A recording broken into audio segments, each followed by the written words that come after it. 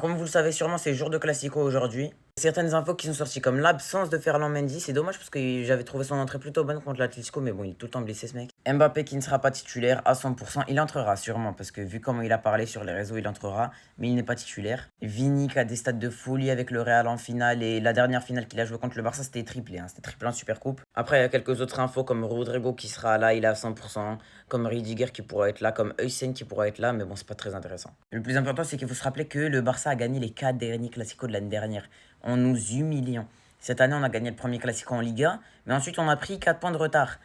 Gagner ce Classico déjà permettra à Xabi Alonso de gagner un trophée, permettra au Real de regagner un trophée depuis un bon bout de temps quand même, et permettrait d'envoyer un message fort de Classico gagné. Ça enverrait un message fort au Barça et à la planète en général pour dire le Real existe, le Real peut gagner des gros matchs, le Real reste un club important dans la sphère mondiale. Surtout si Vini arrive à faire un gros match, ça pourrait le relancer. Et avec un Vini relancé, un Rodrigo qui en ce moment est en feu, un Mbappé qui est toujours, c'est Mbappé quoi, et un Gonzalo Garcia qui pourrait être lancé lui aussi, on pourrait avoir un énorme Real en fin de saison et viser des gros objectifs.